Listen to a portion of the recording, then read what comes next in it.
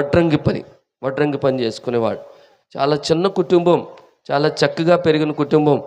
అయితే ఆయన పెరిగి పెద్దోడయ్యాడు. మంచి మాటలు అందరికీ చెప్పడం మొదలుపెట్టాడు. తప్పు చేస్తే పెద్ద చిన్న లేకుండా ఖండించేవాడు. తప్పు చేస్తే ఎవరైనా సరే ఎదిరించేవాడు, చేయకూడదని చెప్పేవాడు. అందుకని ఆ ప్రాంతంలో చాలామందికి ఆయన మీద కోపం వచ్చింది. మా మాట కాదంటావా, మాకెదురు చెప్తావా, నువ్వు మమ్మల్ని ఎలా చేస్తావా అలా చేస్తావా అని మొత్తం మీద ఆయన అందరూ పట్టుకొని అన్యాయంగా లేనిపోని మాటలన్నీ చెప్పేసి శిక్షేసి సిలువుకేసి చంపేశారు. ఇది ఒక పిల్లోడి కథ. అయితే నేను మాట అంటాను, ఇంత సాదా సీదా జీవితాన్ని జీవించిన ఒక వ్యక్తి, చాలా దారుణంగా అవమానాలతో చనిపోయిన ఒక వ్యక్తి జీవితం, ఒక వ్యక్తి పుట్టుక ప్రపంచమునకు పండుగ దినం ఎట్లయిందంట. నేను ప్రపంచంలో ఈరోజు ఇక్కడ మీరు చేసుకుంటున్నారా? ప్రపంచంలో చాలా చోట్ల ఇలాంటి సంబరాలు జరుగుతూ ఉన్నాయి.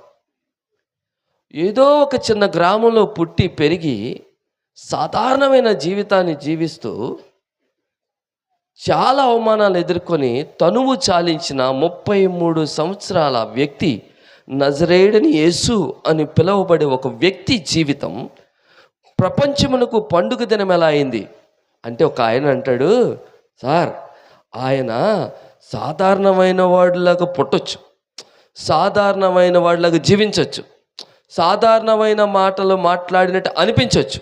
కానీ మీకు సంగతి తెలుసా, ఆయన మాట్లాడితే మామూలుగా ఉండేది కాదు. ఎట్లుండేదంటే, కుంటివాడిని కూర్చున్నోడిని లేపినట్లు లేపేసేవాడు ఆయన మాట. అంత అద్భుతమైన మాటలు అన్నమాట. పడుకున్నోడిని లేపినట్లు చచ్చిపోయినోడిని లేపేసేవాడు ఆయన. అంత గొప్ప జీవితాన్ని జీవించాడు అంటాడు ఒక ఆయన. నిజమే, ఆయన సాధారణంగా పుట్టుండొచ్చు, సాధారణమైన పరిస్థితుల్లో పెరుగుండొచ్చు, కానీ అసాధారణమైన జీవితాన్ని జీవించాడు ఆయన. అద్భుతమైన జీవితాన్ని. ఎలాంటి జీవితం తెలుసా? నాలాంటి వాళ్ళనే కాదు, కానీ చాలా రీతిలుగా ఇప్పుడు ఆరాధన చేస్తూ ఒక పాట పాడారు, నీలాంటి దేవుడు లేడయ్యా యేసయ్యా, నీలాంటి దేవుడి జగాన లేడయ్యా అంటూ పాట పాడారు. మనం అలా పాట పాడుతున్నాము అంటే ఏదో సాధారణంగా ఏదో యాంత్రికంగా పాడితే కాదు, ఆ పాటకు తగ్గ జీవితం అవతల వ్యక్తికి ఉందా లేదా అన్నది ఈరోజు చూసేసి మనం ముగించేద్దాం. ఆయన గురించి చెప్పాడు కదా, పడుకున్నోడిని లేపినట్టు చచ్చినోడిని లేపేసేవాడని, కుంటోడిని గుడ్డోళ్లను మరి ఎంత చక్కగా ఒక మాట చెప్పి లేపేసేవాడని. అంత అద్భుతమైన జీవితాన్ని ఆయన జీవించాడు. అనేక మందికి ఆ జీవితాన్ని రుచి చూపించాడు. ఈరోజు అలాంటి ఒక 2-3 సన్నివేశాలు మీ ముందు పెట్టడానికి నేను ఇష్టపడతాను. ఆయన జీవించినప్పుడు ఆయన జీవితం అంత శక్తివంతమైనదా? బైబిల్లో ఒక మాట ఉంటుంది, ఏమిటి అంటే, మేమేమి చూసామో, మేమేమి విన్నామో, మేమేమి తాకామో దానినే మీకు చెప్తా ఉన్నాం అని అప్పుడెప్పుడో అన్నారు. అప్పుడెప్పుడో చాలా కాలం క్రితం. అయితే ఇప్పుడు నేను అదే మాట అంటాను. నా కళ్ళు దేన్ని చూసాయో, నా చెవులు ఏ మాటలు విన్నాయో, నా చేతులు ఎవరిని తాకాయో ఆ వ్యక్తి గురించి మాట్లాడతాను. ఆ వ్యక్తి మామూలుడు కాదు, ఆ వ్యక్తి సర్వసాధారణమైనడు కాదు, చాలా గట్టికుడు, దొంగతనాలలో నైపుణ్యం కలిగినటువంటి వాడు. ఈయన ధర్మపురం అనే గ్రామానికి చెందినటువంటి వాడు. ఇలాంటి మీటింగ్లో నేను కూర్చొని మాట్లాడుతూ ఉన్నటప్పుడు ఇలాగే నన్ను పెట్టినట్టు ఒక ఇంట్లో పెట్టారు, మా ఇద్దరిని పెట్టినప్పుడు ఆయనతో మాట్లాడుతూ ఉంటే ఆయన జీవితంలో జరిగిన ఒక అద్భుతాన్ని చెప్పాడు నాతో. ఆయన జీవితంలో జరిగిన ఒక అద్భుతం మీతో చెప్పడానికి నేను ఇష్టపడతా ఉన్నాను. మరి ఇప్పటికి ముందు 1930 ఇంకా అప్పటికి భారతదేశానికి స్వాతంత్రం రాలేదు, మనకి ఇంకా స్వేచ్ఛ రాలేదు. బ్రిటిష్ వాళ్ళు మనల్ని పరిపాలిస్తున్నటువంటి రోజుల్లో మద్రాస్, ఆంధ్రప్రదేశ్, ఒరిస్సా ఈ 3 ఒకే రాష్ట్రంగా ఉండేవి. దాన్ని మద్రాస్ రాష్ట్రం అనేవారు. అప్పటికింకా భాషా ప్రాతిపదికన విభజించబడలేదు. మనల్ని హెరాల్డ్ స్టువర్ట్ అనేటువంటి ఒక గవర్నర్ గారు పరిపాలించేవారు. ఈ భారతదేశంలో ఉన్న ఆంధ్రప్రదేశ్గా పిలువబడుతున్న ఇప్పుడు ఈ ప్రాంతంలో ధర్మపురం అని ఒక ఊరు ఉండేది. ఇది ఎక్కడుండేది అనుకున్నారు? బాపట్లకు మదనపల్లికి మధ్యన ఉండేది. ధర్మపురాన్ని ఎలా పిలిచేవారంటే సెటిల్మెంట్ పురం అని పిలిచేవారు. ఎందుకు పెట్టారంటే ఆ ధర్మపురంలో ఉన్న వాళ్ళందరూ దొంగోళ్ళే, పిల్లలు పుడితే వాళ్ళు దొంగలే, వాళ్ళ పిల్లలు పుడితే వాళ్ళు దొంగలే. వాళ్ళకి ఇంకోటి తెలియదు, దొంగతనం చేయడమే తెలుసు. అందుకని గుంటూరులో కానీ, బాపట్లలో కానీ, మదనపల్లిలో కానీ ఎక్కడ దొంగతనాలు జరిగినా పోలీసులు వచ్చి ఆ ఊర్లో వాళ్ళు పట్టిపోయేవారు. ఎందుకంటే వీళ్ళు తప్పించి ఇంకెవరు చేయరు. మీకు నా మాటలు బాగా వినపడుతున్నాయా? సూపర్. వెనకాల వాళ్ళకి వెరీ గుడ్. సో అందుకని ఆ ఊరు వచ్చి పట్టుకుపోయేవారు. కనుక ఇప్పుడు ఒక మాట చెప్పనా, సెటిల్మెంట్ పురం అంటే ఇప్పుడు మీ ఊరు పాత కూర్మినాయుడుపేట నుంచి మీరు శ్రీకాకుళం వెళ్ళాలనుకోండి, తిన్నగా రోడ్డు మీదకి వస్తారో ఆటో ఎక్కి వెళ్ళిపోతారు, అంతే కదా. వాళ్ళు అలా వెళ్ళటానికి కుదరదు. వాడు ఏదన్నా ఊరు వెళ్ళాలి అంటే వాడు తిన్నగా పోలీస్ స్టేషన్కి వెళ్ళాలి.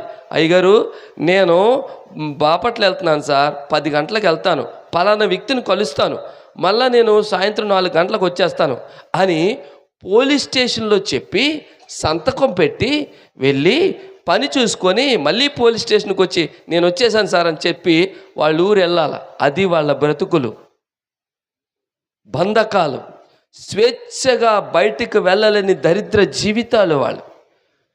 దొంగతనమే వారి వృత్తి, అదే వారి జీవితం. సమాజం అంతా వారిని దరిద్రంగా చూసేది, సమాజం అంతా చాలా తక్కువగా చూసేది. ఎవ్వరింటికి వాళ్ళని ఆహ్వానించేవారు కాదు. ఎవ్వరు సారీ, నేను చాలా రోజులు పెట్టి బయట తిరుగుతా ఉన్నాను, త్రోట్ అసలు బాగాలేదు. ఎవ్వరింటికి శుభకార్యాలకి వారిని ఆహ్వానించేవారు కాదు, సహవాసం చేసేవారు కాదు, బంధుత్వాలు నెరుపుకునేవారు కాదు. ఆ ఊరిలో వాళ్ళు మాత్రమే అంత దారుణంగా వెలివేసినటువంటి జీవితాలతో ఉండేవి. కనుక ప్రభుత్వం ఏం చేసిందంటే, అలా కాదురా, మీకు పథకాలు ఇస్తాం, మీకు ఉద్యోగాలు ఇస్తాం, మీ పిల్లల్ని బాగా చదివిస్తాం, మీరు దొంగతనం మానేయండి, మీరు దొంగతనం మానేయండి అని తుపాకులతో భయపెట్టారు, జైల్లో పెట్టి భయపెట్టారు, చాలా రకాలుగా మీకు ఆహారం అందకుండా చేస్తామని ఎన్ని రకాలుగా భయపెట్టినా ఎవడు దొంగతనాన్ని విడిచిపెట్టలేదు. దొంగతనమే వాళ్ళ జీవితంగా, అదే వారి ప్రాణంగా బతికేశారు. అయితే ఒకసారి హెరాల్డ్ స్టూవర్ట్ అనే గవర్నర్ గారి దగ్గరికి సాల్వేషన్ ఆర్మీ అనేటువంటి క్రీస్తు ప్రేమ నెరిగిన చిన్న గుంపు వెళ్ళి, అయ్యా మేము ధర్మపురం వెళ్తాం సార్, ధర్మపురం వెళ్ళి ఆ బిడ్డలతో మాట్లాడతాం, వాళ్ళ జీవితాలు పాడైపోతున్నాయి, ఊరుంది కానీ ఎవరితో సంబంధం లేదు, మనుషులు ఉన్నారు కానీ ఎవరితో అనుబంధాలు లేవు, వెలేసినట్టున్నారు, అవమానంతో ఉన్నారు, వాళ్ళ వైపు చూడటానికి భయం, వాళ్ళతో మాట్లాడడానికి భయం, వాళ్ళని ఏదో చేద్దాం సార్ అంటే, హెరాల్డ్ స్టూవర్ట్ గారు మీరు వెళ్ళండి, చేయాల్సింది చేయండి అంటే ఇలాంటి సువార్త గుంపు ఆ ఊర్లోకి వెళ్ళింది. ఆ ఊర్లోకి వెళ్ళిన తర్వాత వాళ్ళందరినీ మార్చేసిన తర్వాత వాళ్ళు దొంగతనం మానేశారు. దొంగతనం మనిషి వాళ్ళందరూ కలిపి దొరగారి దగ్గరికి వచ్చారు, గవర్నర్ గారి దగ్గరికి. అయ్యా మరి మేము ఒక పని చేద్దాం అనుకున్నాం. ఏంట్రా అంటే, ఏం లేదు, ధర్మపురం అంటే అందరికీ ఒకలాంటి అంది సార్, దొంగోళ్ళు అని, చెడ్డోళ్ళు అని, దరిద్రులు అని, కనుక మా ఊరు పేరు మార్చేసుకుంటాం సార్ అన్నారు. ఏం పేరు మార్చుకుంటారు అంటే, ఏంటి సార్, ధర్మపురాన్ని స్టువర్ట్పురంగా మార్చుకుంటాం సార్ అన్నారు. స్టువర్ట్పురంగా మార్చుకుంటారంటే, మీరు మాకు మంచి నేర్పారు కదా సార్, మీరు మమ్మల్ని బాగు చేశారు కదా సార్, మీరు మాకు ఆలోచన మార్చారు కదా సార్, అందుకనే స్టువర్ట్పురం అన్నారు. స్టువర్ట్పురం అనే దాని మీద సినిమా కూడా వచ్చింది, మీకు తెలుసో తెలీదో. స్టువర్ట్పురం యొక్క భాగోతం అది. అయితే ఎక్కడితో కథ అయిపోలేదు. ఆ తర్వాత వాళ్ళు మంచిగా బతుకుతున్నారు, మంచిగా ఉద్యోగాలు చేసుకుంటున్నారు. కానీ ఒకసారి దొంగతనం జరిగింది, పెద్ద దొంగతనం జరిగితే ఎప్పటి మాదిరిగానే పోలీసులు వచ్చి ఇద్దరిని పట్టుకెళ్ళిపోయారు. ఇద్దరిని పట్టుకెళ్ళిపోయిన తర్వాత వాళ్ళు కూర్చోబెట్టి ఇంటరాగేషన్ చేస్తున్నారు. అందులో స్టువర్ట్పురం సుధాకర్ గారు ఒకరు. అప్పటికి ఆయన చేతులు అవి చెత్త కొట్టేశారు. ఇలా 4 మైక్ పట్టుకోలేడు ఆయన, ఇలా అయిపోయి ఉంటాయి అన్నమాట. ఏమీ పట్టుకోలేడు. స్టాండ్ పెడితే మైక్లో అద్భుతమైన పాటలు పాడతాడు, అద్భుతమైన వాక్యాన్ని చెప్తాడు. ఆయన చెవికి ఇక్కడ ఇంత రంధ్రం ఉంటుంది, బుల్లెట్ వెళ్ళిపోయిన రంధ్రం అన్నమాట, అంత దొంగోడు. అయితే పోలీసులు అడుగుతా ఉన్నారట, చెప్పు ఎక్కడ తీశారు చెప్పండి. మీరే తీశారంటే, అయ్యా ఒకప్పుడు దొంగోళ్ళమే సార్, ఇప్పుడు మాత్రం మేము దొంగతనం చేయలేదు సార్, ఆ అవసరం మాకు లేదు, ఎందుకంటే మాకు తెలిసిపోయింది మేము దొంగతనం చేయకూడదని, చేస్తే ఏమవుతో తెలిసిపోయింది, అందుకే మానేసామంటే నోర్మేండి అదొక్కబులు చెప్తారు మీరు, ఎక్కడ పెట్టి చెప్పండి, లేదంటే మొత్తం లోపలేసి చంపి పాడేస్తాను నేను అన్నాడు.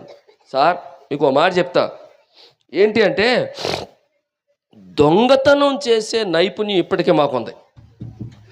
ఈ రోజుకి చిన్న మాట చెప్తానే, ఏం లేదు, మీరు ఎలా నన్ను వదిలేరంటే మీ ఇంటికి వెళ్ళి మీ ఆవిడ కట్టుకుని చీర పట్టుకొచ్చేస్తాను అన్నాడంట. పోలీసు ఆయనకి కోపం వచ్చింది. నువ్వంత పోటీగాడురా, సరే ఈ ఛాలెంజ్కి నేను ఒప్పుకుంటున్నాను, అరగంట టైం ఇస్తా, నువ్వు వెళ్ళి తేకపోతే ఈ దొంగతనాన్ని, చాలా దొంగతనాల్ని నీకే కాదు నీ కుటుంబానికి మొత్తం పెట్టేసి జీవితంలో బయటకు రాకుండా చేస్తా పోరా అన్నాడంట. ఏం లేదు, వెళ్ళాడు. ఓ 15 నిమిషాల్లో అమ్మగారి చీరట్టుకు వచ్చేసాడంట. వచ్చేసరికి ఇప్పుడు అయ్యగారికి దడ, చంపేశాడా, ఏడ్చేసి డీడు అని టెన్షన్ పడుతుంటే, సార్ మీరు టెన్షన్ పడద్దు సార్, అమ్మగారిని ముట్టలేదు నేను. మరి ఎట్లా తెచ్చినవురా అంటే, ఏం లేదు సార్, మీరు వెళ్ళమన్నారుగా, మీ ఇంటికి వెళ్ళాను, ఇలా కిటికీ తీసి చూశాను, అమ్మగారు జాగ్రత్త పడుకుని ఉన్నారు, చాలా బాగుందని మందుల షాప్ దగ్గరికి వెళ్ళాను సార్. గేదెలకేసే పెద్ద సిరంజి ఉంటే, ఇంజక్షన్ సిరంజి తెలుసు కదా మీకు, ఇంజక్షన్ పొడిచేది గేదెలకేసే కూడా ఉంటాయి, చాలా పెద్దగా ఉంటాయి, అవి పట్టుకొని వచ్చాను సార్. దాని నిండా నీళ్లు పట్టాను సార్. నీళ్లు బట్టి కిటికీ తీసి అలా అమ్మగారు పడుకున్న చీర మీద కొట్టాను సార్. తడిచిపోయిందని అమ్మగారు విప్పి దండి మీద వేశారు సార్, పట్టుకొస్తాను అన్నాడంట. కానీ సార్ ఇప్పుడు ఇక్కడ ₹1 కోటి పెట్టండి, దాని వైపు చూడండి సార్. ఎందుకంటే ఒకప్పుడు దొంగ జీవితానికి సంబంధించినోడిని ఇప్పుడు యేసయ్యతో సంబంధించినోడు అని చెప్పారంట. హల్లెలూయా. అది యేసయ్యకున్న శక్తివంతమైన జీవితం. అణగారిపోయిన, వెలివేయబడిన, విసర్జించబడిన, బాధతో వేదనతో కృంగిపోయిన నాలాంటి వారిని లేవనెత్తడానికి వచ్చాడు ఆయన, జవాబు ఇవ్వటానికి వచ్చాడు ఆయన. అందరూ విసర్జిస్తే ఆయన కౌగిలించుకున్నాడు, అందరూ తిడితే ఆయన ఓదార్చాడు, అందరూ అసహించుకుంటే ఆయన చేతితో చంకను కూర్చోబెట్టుకున్నాడు. ఆయన అంత మంచి దేవుడు. కనుకనే ఆయన సాధారణంగానే పుట్టొచ్చు, కానీ ఆయన పుట్టుక ఒక సంచలనం. ఎందుకో తెలుసా? ఆయన దేవుడై ఉండి నాలా మనిషిలా పుట్టాడు ఆయన. అది సంచలనం. ఆయన జీవితం సంచలనమే. ఎందుకో తెలుసా? ఆయన మనిషిగా జీవిస్తూ దేవుడిలాగా బతికాడు కదా. అందుకే గుడ్డోళ్ళకి కళ్ళు ఇవ్వగలిగాడు, కుంటోళ్ళ కాళ్ళు ఇవ్వగలిగాడు, చచ్చినోళ్ళ జీవితంలో జీవితాన్ని నింపగలిగాడు. ఆయన దేవుడుగా ఉంటూ మనిషిలాగా చచ్చిపోయాడు. ఎందుకో తెలుసా? నేను పాపం చేశాను, దానికి మూల్యం ఎవడు చెల్లించలేకపోయాడు. గుడ్డోడిని మార్చలేడు కదా, కుంటోడిని నడిపించలేడు కదా. అందుకనే పవిత్రమైన దేవుడు పాపినైన నా కొరకు రక్తాన్ని చిందించడం ద్వారా పాపమంతా కడగటానికి దేవుడులాగా జీవించిన నా దేవుడు మనిషిలాగా చచ్చిపోయాడు. అది ఆయన జీవితం. మనిషిలాగా చచ్చిపోయి పాతి పెట్టబడిన నా దేవుడు దేవుడిలాగా తిరిగి లేచాడు ఆయన. అందుకే ఈ వ్యక్తి జీవితం పండుగ అయిపోయింది. ఆయన జీవితం అశాంతము కూడా ఒక అద్భుతం. 3.5 సంవత్సరాలు పరిచర్య చేశాడు. కానీ 2025 సంవత్సరాల నుంచి జరుగుతున్నటువంటి ఈ సంబరం ఈ రోజుకి ఇంకా పెరుగుతూనే ఉంది. ఈ రోజుకి ఇంకా పెరుగుతూనే ఉంది. ఇంకెప్పటికీ అది పెరుగుతూనే ఉంటుంది. ఇంకెప్పటికీ అది అనేక మందిని మారుస్తూ ఉంటుంది. మరొక మాట చెప్పనా? స్టువర్టుపురం యొక్క వ్యక్తుల జీవితాన్ని చట్టం మార్చిందా? పథకాలు మార్చాయా? భయం మార్చిందా? తోట మార్చిందా? యేసయ్య ప్రేమ కలిగిన మాటలు మార్చినాయి. ఆయన ప్రేమించటానికి వచ్చిన దేవుడు. ఆయన ఎవరిని? నన్ను ప్రేమించిన నేను ప్రేమిస్తా, అది కాదు, నన్ను తూ అన్నవాడిని ప్రేమించాడు ఆయన. నన్ను గేలి చేసిన వాడిని కౌగిలించుకున్నాడు ఆయన. అది ఆయనకున్న గొప్పతనం. అందరూ ఒకలా ఉంటే ఆయన ఒకలా ఉంటాడు కదా. అందరూ ఎట్లుంటే ఆయన అట్లుంటాడు. గెద్ద ఆకాశంలో ఎగరడం చూద్దురా మీరు? కదా. కాకులు ఎగిరేటప్పుడు చూస్తారు కదా మీరు, కదా. కాకులు ఇట్టట్లా ఎగురుతూ ఉంటాయి. గద్ద ఎక్కడ ఎగురుద్ది? ఓ లెక్కన ఎగురుద్ది. అందుకే దానిని పక్షిరాజు అంటారు. పక్షిరాజు ఆయన జీవితం లోకంలో ఎక్కడికైనా వస్తుంది. ఆయన స్వరం లోకంలో ఏ గుండెనైనా తాకుద్ది. అది కల్వరిలో దేవునికి చేసిన ఆక్రందన. అది అలా ప్రవహించి భారతదేశం వచ్చింది. అక్కడి నుంచి ప్రవహించి ఆంధ్రప్రదేశ్ వచ్చింది. అక్కడి నుంచి ప్రవహించి పాత కూర్మినాయుడు పేట వచ్చింది. ఈరోజు మీ గుండె దగ్గరకు వచ్చింది. అదే ఎవరిని విసర్జించదు, అందరినీ ప్రేమిస్తుంది. అందరి కోసం మరణించిన ప్రేమది. మరే మదర్ తెరీసా గురించి మీకు తెలుసా? పేరు వినమంటారు కదా. ఆమెది మన దేశం కాదు, మన జాతి కాదు, మన భాష కాదు, మన బంధువు కాదు. భారతదేశం ఉద్యోగం చేసుకోవడానికి వచ్చింది, టీచర్ ఉద్యోగం.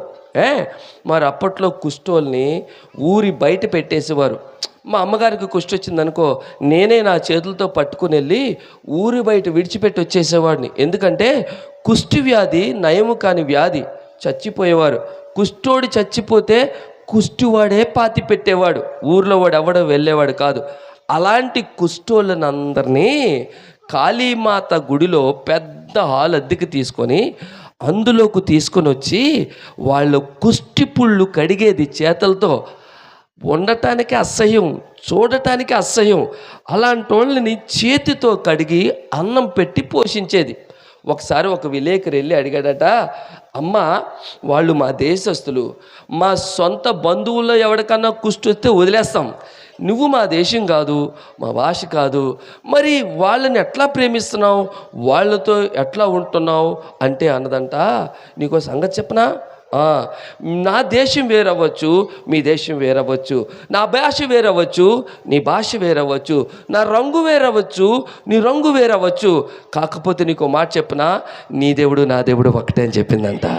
అందుకనే ఆ దేవుడు అన్నాడు, నిన్ను వలె నీ పొరుగు వారిని ప్రేమించమన్నాడు. కనుక నా కోసం ప్రాణం పెట్టాడని నేను ఎరిగాను. నా యేసయ్య కల్వరిలో ఈ కుష్ఠోడు కోసం కూడా ఆయన ప్రాణం పెట్టాడని తెలుసుకున్నాను. కాబట్టే ఆయన ప్రేమించమన్నాడు, అందుకే నేను ప్రేమిస్తున్నానని చెప్పిందంట.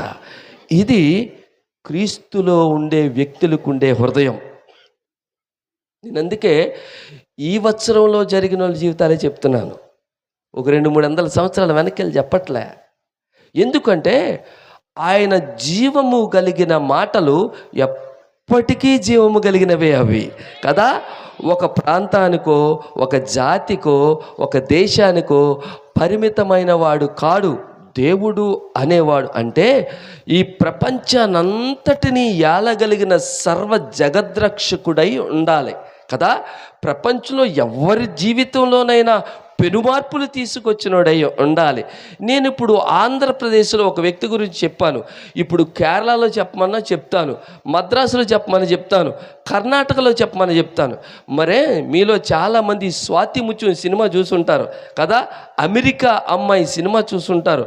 అందులో నటించిన ఒక ఆమె పేరు దీప. ఆమె అసలు పేరు ఉన్ని మేరీ. ఆమె భర్తను వదిలేసి, పిల్లలను వదిలేసి, కుటుంబాన్ని వదిలేసి, సినిమాల మీద ఆసక్తితో ఎంతమంది చెప్పినా వినకుండగా ఆమె సినిమాల్లో చేరిపోయింది. 4 రాష్ట్రాల్లో అద్భుతమైనటువంటి క్యారెక్టర్స్ ఆమె వేసింది. ఎవరు మీరు చాలామంది పాత యాక్టర్స్ ఉంటారే, వాళ్ళందరితో ఉంటుంది. మీరు ఉన్ని మేరీ అని కొడితే అందులో ఆమె సినిమాలన్నీ వచ్చేస్తే. దాదాపుగా తెలుగులో 33 సినిమాల్లో నటించింది, 33 సినిమాల్లో. ఇంకా మిగతా భాషల్లో చాలా నటించింది. అయితే ఓ మాట చెప్తాను, జాగ్రత్తగా వినండి. ఆమె ఈ జీవితాన్ని సంపాదించుకోవడం కోసం చాలా గీతలు దాటేసింది, భర్తను దాటేసింది, పిల్లల్ని దాటేసింది, నైతిక ధర్మాన్ని దాటేసింది. డబ్బు కోసం, పేరు కోసం, నటన కోసం అనేక రకాల గీతలు దాటేసి ఇక్కడేదో సంతృప్తి ఉంది, ఇక్కడేదో ఆనందం ఉంది, ఇక్కడేదో సమాధానం ఉంది, ఇదే జీవితం అనుకొని అడుగులు మార్చేసింది. కొన్ని రోజులు అయిన తర్వాత డబ్బులున్నాయి, సంతృప్తి లేదు, సమాధానం లేదు. అందముంది, సంతృప్తి లేదు, సమాధానం లేదు. మరి సినిమాలు ఉన్నాయి, నిర్మాతలు ఉన్నారు. ఒకరోజు రాత్రి ఏడుస్తూ ఉంది, ఏంటి నా జీవితం, ఇన్నున్నాయే కానీ ఎక్కడో గిలి ఒక్కరితో ఉంటే భయమేస్తుంది. మనసు అడిగే దానికి సమాధానం చెప్పలేకపోతా ఉంది. అందరూ ఉన్నప్పుడు కలివిడిగా ఉంటుంది, ఒక్కతే ఉంటే జడిసిపోతుంది, ఉండలేకపోతుంది, నిద్రలేకపోతుంది, సమాధానం దొరకట్లే, కారణం తెలియట్లే. తెలియకుండానే మోకరించి తన పూర్పు దేవుడిని ప్రార్థన చేయటం మొదలుపెట్టినప్పుడు మనసు నేరారోపణ చేస్తూ ఉంది. నువ్వు మరలా నీ ఇంటికి వెళ్ళు, మరలా నీ భర్త దగ్గరికి వెళ్ళు, మరలా నీ పిల్లల దగ్గరికి వెళ్ళు అంటే అన్నీ వదిలేసిందే. ఉన్న పాటను లేచి భర్తని, బిడ్డల్ని, తల్లిని, తండ్రిని, కన్న ఊరిని వదిలేసి ఎవరికి చెప్పకుండా ఎలా వెళ్ళిపోయిందో, సినిమా ఇండస్ట్రీని అంతటిని వదిలేసి ఎవరికి చెప్పకుండా ఇంటికి వచ్చేసింది. ఇలా వెళ్తూ ఉంటే మీ కూర్మినాయుడుపేటలో జరిగినట్టు మీటింగ్గానే ఆ ఊరిలో మీటింగ్ జరుగుతూ ఉందట. అక్కడ కూర్చుంటే సమరయ స్త్రీ గురించి ఆయన మాట్లాడుతూ ఉన్నారంట. తప్పిపోయింది, భర్తల్ని బట్టలు మార్చినట్టు జీవితం కోసం చాలా దారులు తొక్కింది. వివాహ వ్యవస్థ మీద అసహ్యంతో ఇంకొకరిని పెళ్లి చేసుకోలేక ఒకరితో కలిసి జీవిస్తూ ఉంది. అందుకే ఊరిలో ఎవ్వరూ ఆమెను రానవలేదు. ఉన్ని మేరీ కూడా అలాగే భర్త దగ్గరికి వెళ్ళింది, చిపో అన్నాడు కదా. పిల్లల దగ్గరికి వెళ్ళింది, చిపో అన్నారు కదా. తల్లిదండ్రుల దగ్గరికి వెళ్ళింది, చిపో అన్నారు. మరలా తిన్నగా ఇలాంటి మీటింగ్ జరుగుతుంది కదా, అక్కడికే వచ్చేసి కూర్చొని ఏడుస్తూ ఉంది. నేను తప్పు చేశానయ్యా, నేను పాపం చేశానయ్యా, నేను చాలా తప్పు చేశాను. నా ఇంట్లో వాళ్ళది కాదు, నీ గుండెను నేను కెలికేశాను, నీ గుండెను నేను నలిపేశాను. నీ ముందు నిలబడ్డానికి నేను అర్హురాల్ని కాను. కానీ మా పాస్టర్ గారు ఏం చెప్పారు తెలుసా, ఎంత పాపినైనా క్షమిస్తాడని చెప్పాడు. ఆ నమ్మకంతో వచ్చాను ప్రభువా, నువ్వు నిజంగా దేవుడివైతే, నువ్వు నిజంగా నా పాపాన్ని క్షమించావు అనుకుంటే నా భర్త ఎక్కడికి వచ్చి నన్ను తీసుకుని వెళ్ళాలని పెక్కి రొమ్ము కొట్టుకుంటూ ఏడుస్తూ ఉంటే ఆమె భుజం మీద 2 చేతులు పడ్డాయట. ఇలా తలెత్తి చూసారు, తన భర్త ఎదురుగా ఉన్నాడట. ఏమని ఇలా లేపి కౌగులించుకుంటున్నాడు. ఆమె అడిగిందట, నువ్వు నన్ను చీకొట్టావు కదా, నువ్వు నన్ను పొమ్మన్నావు కదా, ఎట్లొచ్చినావు నువ్వు నా దగ్గరికి అంటే, నిన్ను పొమ్మన్న తర్వాత నేను లోపలికి వెళ్ళాను, మనసు శాంతిగా లేదు, ప్రార్థన చేసుకుంటాం మోకరిస్తే దేవుడు అంటున్నాడు, నీకు తెలుసా, ఒక వ్యక్తిని వేశ్యను పెళ్లి చేసుకోమని నా బాధ అంతా తెలియజేయని చెప్పాను కదా, అంతకన్నా తక్కువే క్షమించలేవా, నన్ను ప్రేమిస్తే ఇది చెయ్యాలి కదా అని నా దేవుడు చెప్పాడు, అందుకే దగ్గరికి వచ్చాను. ఈరోజు నీకు ఓ మాట చెప్పనా, ఈ దేవుణ్ణి ఎవరు ఎంత దగ్గరగా చూస్తారో అంత ఎక్కువగా తెలుసుకుంటారు ఆయనే. అలా తెలుసుకోలేకపోతే కొంచెం తప్పుడుగా మాట్లాడుతూ ఉంటారు. మీకు ఒక వ్యక్తి జీవితాన్ని చెప్తాను, బైబిల్లో కొన్ని మాటలు చదివిస్తాను, అంటే మీకు నిజం అబద్ధం తెలియాలి కాబట్టి, మీకు ఏదో చెప్పాలని కాదు. ఇప్పుడు జీవితంలాగా ఎందాక చెప్పాను చూసారా, సమరయ అనే ఊరిలో ఒక స్త్రీ జీవిస్తూ ఉంది. ఒకడిని పెళ్లి చేసుకుంది, వదిలేసింది, ఇంకోడిని పెళ్లి చేసుకుంది, వదిలేసింది, అలాగా 5గురిని పెళ్లి చేసుకుంది, వదిలేసింది. అంటే ఏదో వెతుకుతుంది, వాళ్ళలో దొరకట్లే, ఏదో ఆశపడుతూ ఉంది, పొందట్లే, ఏదో కావాలనుకుంటుంది, వినిపించట్లే ఆమెకు. అందుకని బట్టలు మార్చినట్టు భర్తలు మార్చేసి ఆఖరికి ఒకరిని ఎందుకు పెట్టుకుందో సహజీవనం చేస్తూ ఉంది. ఇది ఆమె జీవితం. మిట్ట మధ్యాహ్నం కొండ పట్టుకొని నీ దగ్గరికి వెళ్ళింది. మీ ఊర్లో మంచినీళ్ళు ఉదయం పట్టుకుంటారు, లేదంటే సాయంత్రం పట్టుకుంటారు, అంతే కదా. ఉదయం పట్టుకుంటాం, లేదంటే సాయంత్రం పట్టుకుంటాం. మిట్ట మధ్యాహ్నం ఎవడని వెళ్తాడా, ఎవరు వెళ్ళరు. అలాగా ఆమె మిట్ట మధ్యాహ్నం ఎందుకు వెళ్ళిందంటే, ఊరిలో వారు ఆమెతో సహవాసం చేసేవారు కాదు, ఊర్లో వాళ్ళు ఆమెతో మాట్లాడేవారు కాదు, ఊర్లో వాళ్ళు ఆమె ముఖాన్ని చూస్తే పాపంగా భావించేవారు. కనుక ఒక్కతే వచ్చింది నీళ్లు పట్టుకెళ్ళిపోదామని. అక్కడ ఒక ఆయన కూర్చొని ఉన్నాడు. జాగ్రత్తగా వినండి నా మాటలు, జాగ్రత్తగా వినండి. అయితే ఆయనతో మాట్లాడలేదు, ఆయనే ఈమెతో మాట్లాడుతూ ఉన్నాడు. ఆయనే యేసుక్రీస్తు ప్రభువారు ఈ లోకానికి ఎందుకు వచ్చారో తెలుసా, నీతో మాట్లాడటానికి వచ్చాడు ఆయన. నీ పాపాన్ని నుంచి నిన్ను బయటికి తీసుకురావడానికి వచ్చాడు ఆయన. ఆయన మాట్లాడే దేవుడు కాదు, నువ్వు వినాలి కానీ ఆయనే మాట్లాడతాడు నీతో. అందుకే నశించిన దాన్ని వెదకి వెదకి వెదకి వెదకి ఎక్కడి నుంచి వచ్చాడు తెలుసా? సుకారు అనే ఊరికి కాళ్ళ మీద నడిచి వచ్చాడు. దాదాపుగా కిలోమీటర్లు ఎన్నో నడిచి వెదకి వెదకి వచ్చాడు చెడిపోతున్న స్త్రీ జీవితాన్ని బాగు చేయటానికని. ఆమెతో ఇలా అన్నాడు. ఏమన్నాడంటే, నీళ్ళు ఇస్తావా అన్నాడు. అంటే ఈమెమందో తెలుసా? నువ్వు నన్ను నీళ్ళు అడుగుతావేటి అంది. మీకు మాట చెప్తానే ఇక్కడ మీకు అర్థం అవటానికే. చూడు, నువ్వు అని మనం ఇద్దరితో మాట్లాడతాం. నువ్వు అని ఎవరితో వాళ్ళతో మాట్లాడతావా? మాట్లాడడం.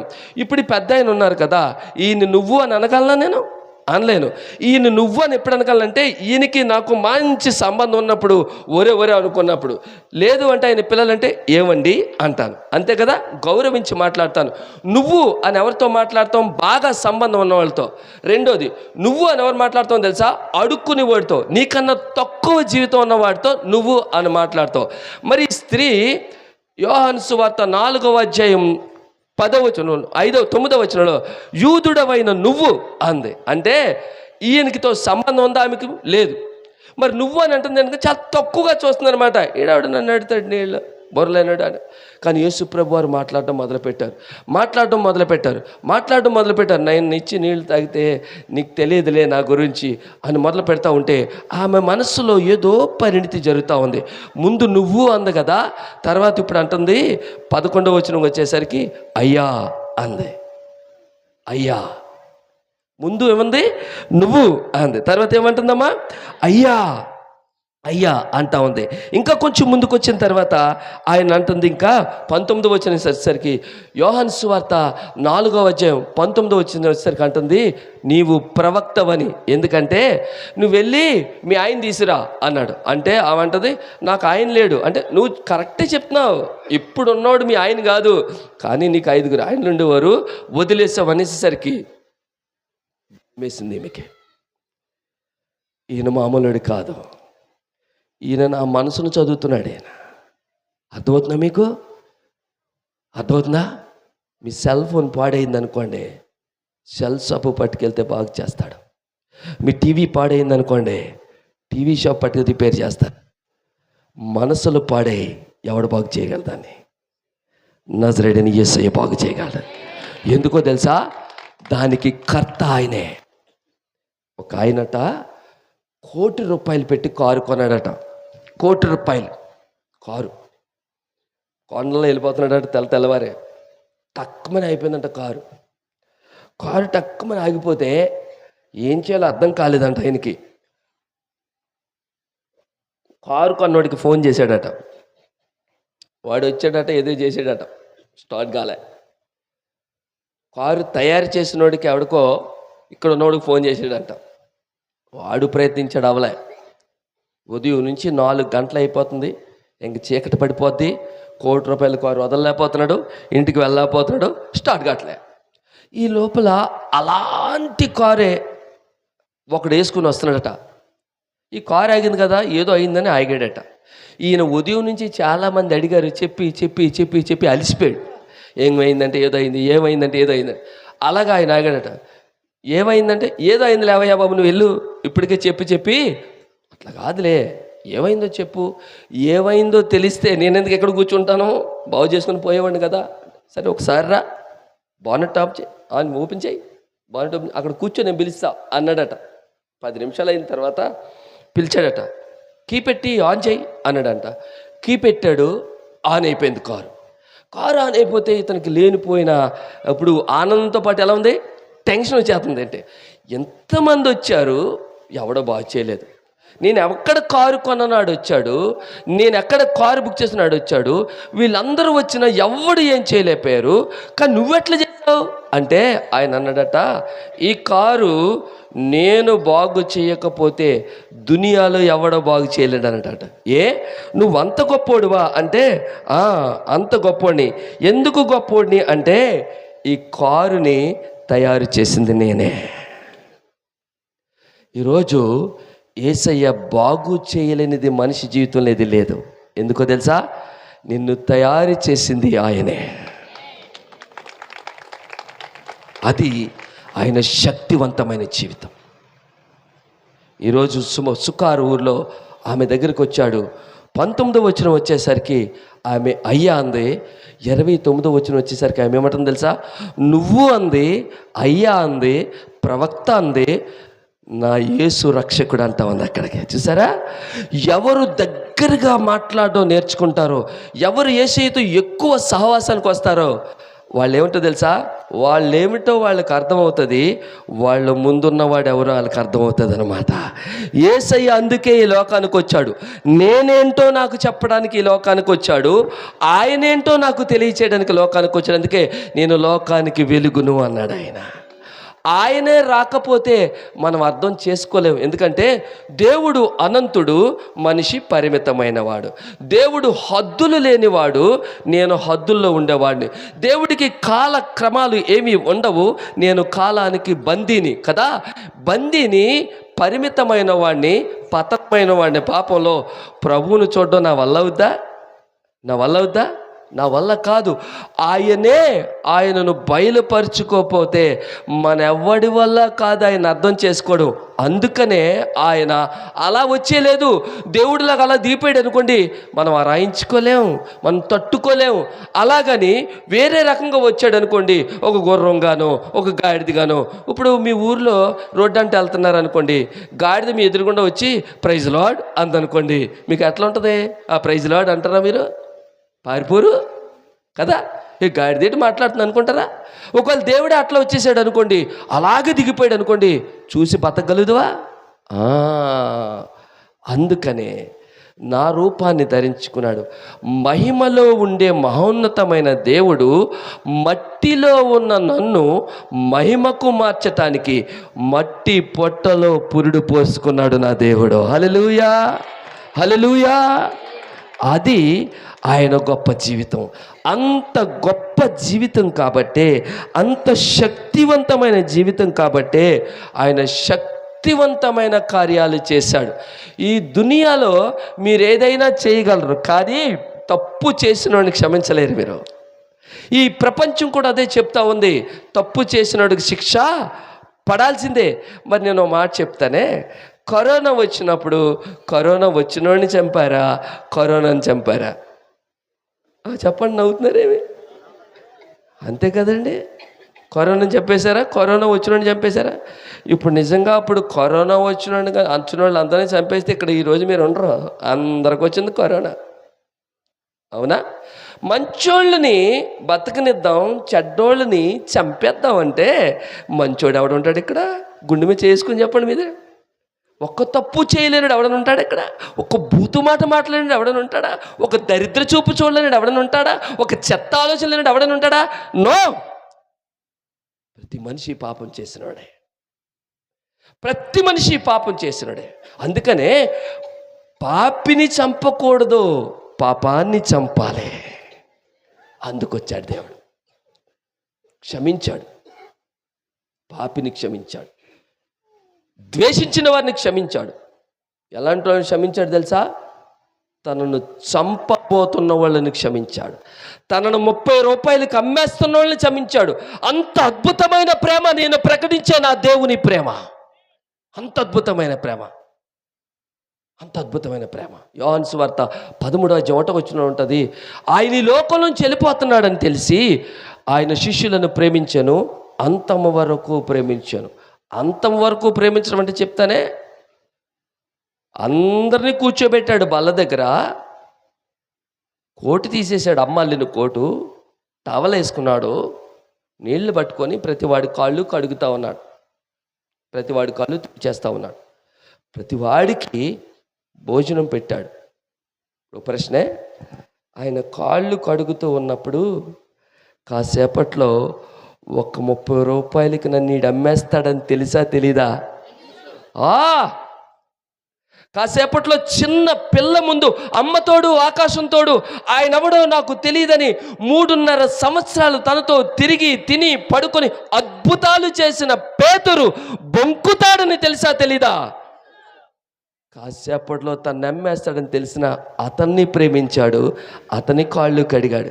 మీ ఆవిడ కానీ మీ ఆయన కానీ కాసేపట్లో నిన్ను బజార్లో అమ్మేస్తారని తెలిస్తే ఆడికి విషం పెట్టి చంపేస్తావు. నువ్వు ప్రేమిస్తావండి? నా యేసయ్య ప్రేమించాడు. విప్లవాత్మకమైన ప్రేమ నా యేసయ్య ప్రేమ. మానవ మేధస్సుకు అందని ప్రేమ నా యేసయ్య ప్రేమ. మనుషులలో చూడలేని ప్రేమ మనిషిగా నా ముందు ప్రదర్శించిన మహోన్నతమైన ప్రేమ. అందుకే ఆయన పుట్టుక ప్రపంచానికి పండగ దినమైందన్నమాట. ప్రపంచానికి పండగ దినమైంది. ఊరిలో ఇద్దరు యవనస్తులు కొట్టేసుకున్నారట. కొట్టేసుకుంటే మాటలు చేతలు గట్టి కొట్టుకున్నారు. కొట్టుకొని ఒకడు చచ్చిపోయాడు. ఒకడు ఎప్పుడైతే చచ్చిపోయాడో మిగతా వాళ్ళు చంపేసిన వాడిని పట్టుకొని చంపేసిన వాడిని వెంట దొరుకుతూ ఉన్నారు. ఆడు పరిగెడుతున్నాడు. పరిగెట్టి ఇలాంటి ఆసాం ఇంటికి వచ్చి అయ్యా నన్ను క్షమించండి, చంపేస్తున్నారంటే ఎవడైనా ఏమంటాడు? ఆయన పర్లేదు, నేను ఉన్నాను, నా ఇంట్లో ఉండు. ఈయన భరోసా ఇచ్చాడు. ఈయన ఇంట్లోకి ఆయన వెళ్ళిపోయాడు. పరిగెట్టుకుంటూ వచ్చారు కొంతమంది. మీ ఇంట్లో ఉన్నాను మాకి అంటే ఈయన అంటున్నాడు పెద్దరికంగా, అట్లా కాదురా, చంపేద్దరు కానీ ఏం చేశాడు చెప్పండి, అసలు ఇచ్చేస్తాం మీకు చెప్పం అంటే ఆయన అన్నాడు, మీరు చెప్పకపోతే నేను ఇవ్వనురా, మీరు చెప్పండి ఇస్తానన్నాడు. అట్లాగా అయితే బాగా నీ గుండె గట్టి పట్టుకొని విను, అప్పుడు చెప్తావు అన్నాడు. ఏంటి గుండె గట్టి పట్టుకోమంటాడంటే, ఏం లేదు, నీ తర్వాత ఈ గూడానికి రాజు కావాల్సిన నీ ఒక్క కొడుకున్నాడే, ఆ ఒక్క కొడుకుని నువ్వు శరణిచ్చావు కదా, ఆడు చంపేశాడు అన్నాడంట. కొడుకుని చంపేశాడంటే ఏ తండ్రి మనసు అన్న ఎట్లా ఉంటుందండి? కుప్పకూలిపోయాడట. భయంకరంగా ఏడుస్తున్నాడు, కళ్ళు ఎర్రగా అయిపోయి.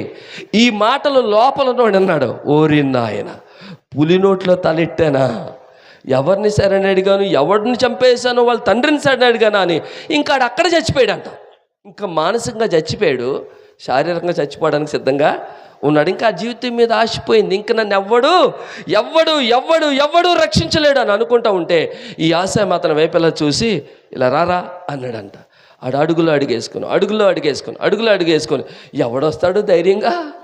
ఏం జరుగుతుందో తెలుసు కదా. ఇంకా నెక్స్ట్ నేనే, సెకండ్ డెత్ నాదే, రెండవ మరణం నాదే. ఎంత దారుణంగా చంపుతాడో, ఎంత దారుణంగా కొడతాడో, ఎంత దారుణంగా బయటికి విసిరేస్తాడో, ఎక్కడ కొడతాడో అని కుదేలైపోతున్నటువంటి జీవితంలో అన్నాడట ఆయన, నా కొడుకుని చంపావా అంటే చంపేశాను సార్.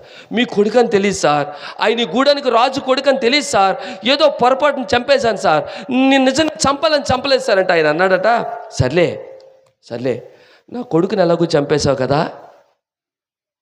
నువ్వు నా కొడుకులో ఉంటావా అని అడిగాడంట. అది క్షమాపణ. యేసయ్య లోకానికి వస్తే అదే చేశారు. ఆకలేస్తే అన్నం పెట్టినందుకు, నడవలేని వారికి కాళ్ళు ఇచ్చినందుకు, హృదయ వికారమైన జీవితాలను ఆదరించినందుకు ఆయన చంపేశారు. ఈరోజు దేవుడు ఏమన్నాడు తెలుసా? నేను పుట్టింది చావటానికే, ఎందుకంటే చచ్చిపోబోతున్న నీకు ధైర్యాన్ని ఇవ్వటానికి. ఇప్పుడు నేనేమంటున్నాను తెలుసా? నేను చచ్చిపోయాను, నా కోసం మీరు చచ్చిపోవద్దు, నా కోసం బ్రతకరా మీరు? అది నా యేసయ్య ఇచ్చేది,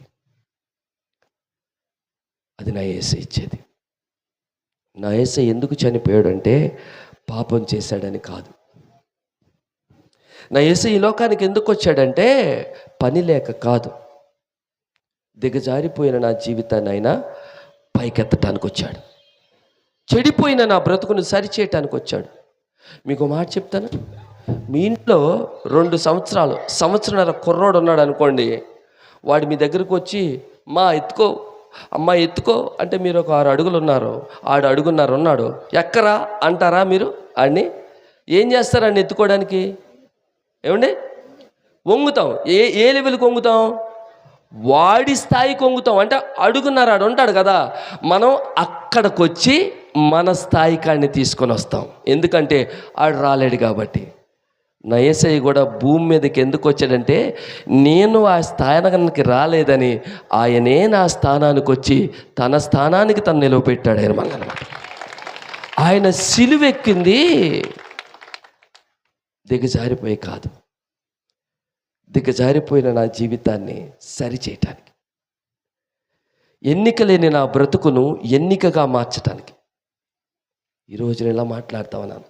ఇక్కడ ఎంతమంది ఆడళ్ళు ఉన్నారు.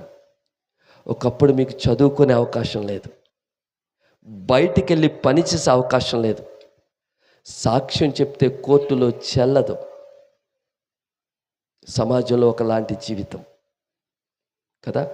ఇప్పుడు మీరు కూడా సమానంగా ఉద్యోగాలు చేస్తున్నారు, పనులు చేస్తున్నారు, సంపాదిస్తూ ఉన్నారు, ఫ్లైట్లు నడుపుతూ ఉన్నారు, బస్సులు నడుపుతూ ఉన్నారు. మగవాళ్ళకి ఎక్కడ తక్కువ కాదు అని మీరు బ్రతుకుతూ ఉన్నారు. ఈరోజు ఎంత స్వేచ్ఛను మీకు అనుగ్రహించింది క్రైస్తవత్వం. సమానంగా ఉండాలని క్రైస్తవత్వం సంఘానికి మేలే చేసింది, సమాజాన్ని ఉద్ధరించింది. సూప్ సాల్వేషన్ అంటారు. క్రైస్తవత్వం మనసు మార్చడానికి ప్రయత్నం చేస్తుంది. నువ్వెక్కడున్నా, ఏ మతమైనా నో ప్రాబ్లం, కానీ మంచిగా ఉండాలని చెప్పుద్ది, మంచితనం చేయాలని చెప్పుద్ది. నీ పొరుగువాడు ఎవడైనా, ఏ జాతికి సంబంధించిన వాడైనా, ఏ కులానికి సంబంధించిన వాడైనా, వాడి జీవితానికి ఉపయోగకరమైనటువంటి విధానాన్ని అందించింది క్రీస్తు వ్యక్తిత్వం. ఈరోజు ఈ ఊరికి ఆయన వచ్చాడు ఆయన ఎందుకో తెలుసా? మీ గుండెను తాకటానికి, మీ గుండెను బలపరచటానికి, మీ జీవితాన్ని పరిపూర్ణతలోనికి నడిపించటానికి, పరిపూర్ణతలోనికి. సమయం అవుతా ఉంది. నేను ఒకే ఒక విషయాన్ని చెప్పి నేను ముగిస్తాను. ఒకే ఒక విషయాన్ని. ఒక ఆయన నేను ఇలా చెప్తా ఉంటే ఒకరోజు అన్నాడు, మీ దేవుడు అంత గొప్పోడైతే ఆయనే ఎందుకు రావాలి సార్ ఇక్కడికి? ఏ దూతనో పంపించవచ్చు కదా, లేకపోతే ఎలాంటి వాళ్ళు ఎవరినో వాడుకోవచ్చు కదా, అంత గొప్పోడైతే ఇక్కడికి ఎందుకు రావాలి సార్ అని నన్ను అడిగాడు.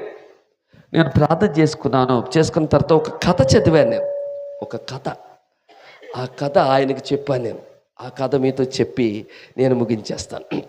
ఒక రాజుగారి దగ్గర ఒక క్రైస్తవ యువకుడు పనిచేస్తున్నాడంట. ఒక క్రైస్తవ యువకుడు. అతని పని ఏంటంటే, రాజుగారికి 2 సంవత్సరాల కొడుకున్నాడు. ఆ 2 సంవత్సరాల కొడుకుని ఆడించడం, ఆలనా పాలన రోజంతా చూడటం. అయితే ఈ క్రైస్తవ యువకుడికి ఒక ఆలోచన ఉండేదట. ఎప్పుడు ఉదయం వచ్చినా రాజుగారి దగ్గరికి వెళ్ళి, అయ్యా మా దేవుడు మీకోసం పరలోకం నుంచి ఇక్కడికి వచ్చాడు సార్, మీరు నమ్ముకోండి సార్. ఇక్కడ రాజులా ఎలా ఉంటున్నారో పరలోకంలో కూడా రాజులాగా ఉంటారు సార్. ఏదో రోజు చచ్చిపోతాం సార్, మరి ఈ రాజరికాలు అవి అప్పుడు ఉండవు సార్, మీరు నమ్ముకోకపోతే ఇబ్బంది పడతారని చెప్పేవాడట. రాజుగారు మరి తన కొడుకుని చూస్తున్నాడు కదా, వీడు అలగలేరా అనేవాడట. ఒక్కరోజు యథావిధిగా వచ్చాడు, సేమ్ డైలాగ్ వేసాడంట. మరి రాజుగారికి ఏమైపోయిందో తెలియదు కానీ రాజుగారు ఒక్కసారి ఉగ్రుడైపోయారంట. నోర్మై, ఈ దేవుడు అంత గొప్పోడురా, అంత గొప్పోడైతే ఎందుకు వచ్చాడురా కిందకి? దేవుడు అన్నవాడు కిందకి రావాలా? అక్కడి నుంచో మాట చెప్తే సరిపోదు, ఇక్కడికే రావాలా? 4 చీరేస్తా అన్నాడంట. జాగ్రత్తగా కొడుకుని తీసుకుని పోయాడు. రాజుగారు కదా, పేక తీసేస్తాడు. మరుసటి రోజు వచ్చాడంట మళ్ళీ.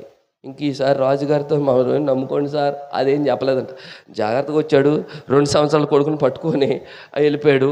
ఆ పెద్ద భవంతి ముందు కొలను ఒకటి ఉందట. ఆ కొలను దగ్గరగా ఆడిస్తున్నాడంట పిల్లోడిని. రాజుగారేమో 4వ అంతస్తులో ఉండి చూస్తున్నారట. తన కొడుకు తర్వాత రాజు చూస్తున్నాడు, టీవీగా చూసుకుంటున్నాడు. ఈసారి ఇలా చూసి వీడు రాజుగారు చూస్తున్న టైంలో ఈ 2 సంవత్సరాల కొడుకుని కొలంలో దబాల్ని ఎత్తేసాడంట. ఎత్తేసేసరికి ఇక రాజుగారికి ఎలా ఉంటుంది? ఆ 4వ అంతస్తులోండి దూకేసేటండి కొలంలోకి. దూకేసి కిందకి వెళ్ళాడు, తీసుకొని వచ్చి ఆడి పాప ఆపసాలు బయట ఎట్టి ఇంకేని తిడుతున్నాడంట. దుర్మార్గుడా, నేను చంపేస్తా, నిన్ను నరికేస్తా, నిన్ను పొడిచేస్తా, నేను అలా చేస్తా ఎలా చేస్తా అంటే, సార్ ఎందుకు సార్ అంత టెన్షన్ అయిపోతున్నారు? మీరు అంత టెన్షన్ అయిపోతున్నారు ఎందుకు సార్? మీ అబ్బాయిని రక్షించడానికి మీరే ఎందుకు రావాలి సార్? నేనున్నాను, సైనికులు ఉన్నారు, రక్షకులు ఉన్నారు, వాళ్ళు చూసి ఇంకా చాలామంది ఉన్నారు, ఎవడికి చెప్పితే మీ కొడుకుని తీయడు సార్ అంటే ఈయన అన్నాడంట, నోర్మి, నీకు చెప్పాల్సిన పనే ఉందిరా, ఆడు నా కొడుకు, అందుకే నేనే వచ్చాను అన్నాడు అంట. సభాష్ రాజు గారు, నా దేవుడు కూడా ఎందుకు వచ్చాడంటే మనల్ని కొడుకులు కూతుర్లు అనుకున్నాడు కాబట్టి ఆ పని చేయడానికి ఆయనే వచ్చాడు అన్నాడంట. ఓ మాట చెప్పనా, మనం చాలా అభివృద్ధి చెందిన ప్రపంచంలో ఉన్నాం. ఇక్కడ బటన్ నొక్కితే అమెరికాలో బాంబు పడుతుంది. ఒకరిని చంపాలి అంటే ఆడు ఊరెళ్ళక్కర్లే నువ్వు. అమెరికాలో భయాన్ని సృష్టించాలంటే ఊరెళ్ళక్కర్లే నువ్వు. ఇక్కడ బటన్ నొక్కితే ప్రపంచంలో ఏ మూలకన్నా వెళ్ళి బాంబు పడుతుంది, దరిద్రం సంభవిస్తుంది. కానీ ఓ మాట చెప్పనా, చంపటం ఈజీ. నువ్వెక్కడుండి వేరే దేశంలో ఉన్న వ్యక్తిని బతికించలేవు. వాడిని బతికించాలంటే వాడు ఊరు వెళ్ళాలా, వాడి ఇంటికి వెళ్ళాలా, వాడి గుండె దగ్గరికి వెళ్ళాలా. అందుకే ఈ లోకానికి వచ్చాడు, నీ గుండె దగ్గరికి వచ్చాడు. గొల్లలకి చెప్పాడు, మీరు వెళ్ళండి, ఇలా వెళ్తే పెద్ద కొండ వస్తుంది, కిందకి దిగండి, పెద్ద చెట్టు కనబడుతుంది, చెట్టు పక్క నుంచి వెళ్ళండి, గొడ్ల చావిడి కనబడుద్ది, గుడ్డ చుట్టబడి ఒక బిడ్డ పడుకుని ఉంటాడు, ఆయన దేవుడు అని. వాళ్ళు సమాచారాన్ని విన్నారు, వాళ్ళు చేయగలిగింది చేశారు, దేవుణ్ణి చూశారు. ఈరోజు సమాచారం మీ దగ్గరకు వచ్చింది, మీరు చేయగలిగింది చేస్తే దేవుణ్ణి చూస్తారు. కళ్ళు మూసుకోండి, ప్రార్థన చేసుకుందాం. కళ్ళు మూసుకోండి, చిన్న ప్రార్థన చేసుకొని మనం ముగించుకుందాం. చిన్న ప్రార్థన చేసుకుందామా? ఒకసారి మీరు మౌనంగా ప్రభువుని చూద్దామా? క్షమించే దేవుడు, ప్రేమించే దేవుడు, ఆదరించే దేవుడు, ఏరి కోరి నీ దగ్గరకు వచ్చిన దేవుడు. అందుకే ఆరాధనలో పాడారు, నీలాంటి దేవుడు లేడయ్యా జగన, నీలాంటి దేవుడు. నిజమే, ఆయన ప్రేమమయుడు, ఆయన క్షమాప్రదాత, ఆయన ఆదరించే దేవుడు. ఈరోజు అదే వ్యక్తిత్వాన్ని, అదే ధైర్యాన్ని, అదే నమ్మకాన్ని సమరయ స్త్రీని మార్చిన అదే దేవుడు, పేతురు జీవితంలో మార్పు తీసుకొచ్చిన అదే దేవుడు, సమాధిలోండి లాజర్ను బయటికి తీసిన అదే దేవుడు ఈరోజు నిన్ను కూడా విడిపించడానికి నీ గుండె దగ్గరకు వచ్చాడు. తమ్ముడు, చెల్లి, అమ్మ, అక్క, నిజంగా ఆ దేవుడిని నువ్వు సంధించాలన్నా, ఆ దేవుడిని నువ్వు చూడాలన్నా, ఆ దేవుడు కార్యాలు నీ బ్రతుకులో చేయాలి అన్నా, నువ్వు నోరు తెరిచి మాట్లాడితే నీతో మాట్లాడడానికి సిద్ధంగా ఉన్నాడు. నీ జీవితాన్ని ఎరిగిన దేవుడు బాగు చేయటానికి నీ యొక్క ఆందోళన నుంచి, నీ యొక్క అభద్రతాభావం నుంచి, నీ యొక్క అవిధేయతల నుంచి, నువ్వు కృంగిపోయిన స్థితి నుంచి, నువ్వు ఓడిపోయావా, ఆర్థికంగా ఓడిపోయావా, కుటుంబంలో ఓడిపోయావా, భార్య దగ్గర ఓడిపోయావా, భర్తగా ఓడిపోయావా, ఉద్యోగంలో ఓడిపోయావా, సమాజంలో ఓడిపోయావా, నువ్వెక్కడ ఓడిపోయావో అక్కడ నిన్ను గెలిపించడానికి వచ్చిన మహోన్నతులైన దేవుడు ఈరోజు నిన్ను బలిపించడానికి తను అడుగుతా ఉన్నాడు. నువ్వు చెయ్యి ఎత్తితే నీ కొరకు నేను ప్రార్థన చేస్తాను. ప్రభువా, నేను నీతో మాట్లాడతాను, నా బ్రతుకునని నువ్వు మాట్లాడడానికి ఇష్టపడితే నువ్వు చెయ్యెత్తు, నీ కొరకు నేను ప్రార్థన చేస్తాను. మీరు చెయ్యెత్తితే మీ కొరకు ప్రార్థన చేస్తాను. మీ జీవితాన్ని దేవుడు మార్చటానికి ఇష్టపడతా ఉన్నాడు, మిమ్మల్ని తాకటానికి ఇష్టపడతా ఉన్నాడు, మీ బ్రతుకు ద్వారా అనేక మందిని చేరటానికి ఇష్టపడతా ఉన్నాడు. ఇంకెవరైనా ఉంటే మీ చెయ్యెత్తండి. చెయ్యెత్తిన వాళ్ళు మాత్రమే లేచి నిలబడండి, నేను ప్రార్థన చేస్తాను. చెయ్యెత్తిన వాళ్ళు మాత్రమే, ఎవరు పడితే వాళ్ళు లేచి నిలబడద్దు. చెయ్యెత్తిన వాళ్ళు మాత్రమే, ఎవరు పడితే వాళ్ళు లేచి నిలబడద్దు. వారి కొరకు నేను ప్రార్థన చేయబోతున్నాను. కళ్ళు మూసుకోండి, మీ కొరకు నేను ప్రార్థన చేస్తూ ఉన్నాను. కళ్ళు మూసుకోండి, మీ కొరకు నేను ప్రార్థన చేస్తూ ఉన్నాను. మహోన్నతుడైన ప్రభువా, ఈ పాత కూడిమిన పేటను మీరు ప్రేమించారు. ఈ పెద్దలను ప్రభువా మీరు ఈ ప్రాంతానికి బహుమానంగా ఇచ్చారు. ఈ ప్రజలను ప్రభువా మీరు ఎన్నుకున్నారు. సాయంకాలపు వేళ మీ సేవకుల ద్వారా ఈ ప్రాంతాన్ని సంతోషకరమైన శుభవార్తతో నింపటానికి ఈ కార్యక్రమాన్ని ఏర్పాటు చేశారు. ఎంతో వ్యయ ప్రయాసలతో కూడిన ఈ కార్యక్రమంలో నీ కృపను కుమ్మరించినందుకు నీకు స్తోత్రం. నీ దయతో బిడ్డల హృదయాలు తాకినందుకు నీకు స్తోత్రం. మంచి దేవుడా, ఈ తీర్మానం వారి కుటుంబానికి, వారి సంఘానికి, వారు ఉంటున్న ఊళ్ళకు, గ్రామాలకు ఆశీర్వాదకరంగా మార్చుమని సేవకులు సమయల్ గారిని, కుటుంబాన్ని, సమస్త ప్రజానికాన్ని, పెద్దలను మీ చేతులకు అప్పగిస్తూ యేసుక్రీస్తు వారి పేరిట వేడుచున్నాము తండ్రి, ఆమేన్. థాంక్యూ. కూర్చుందాం.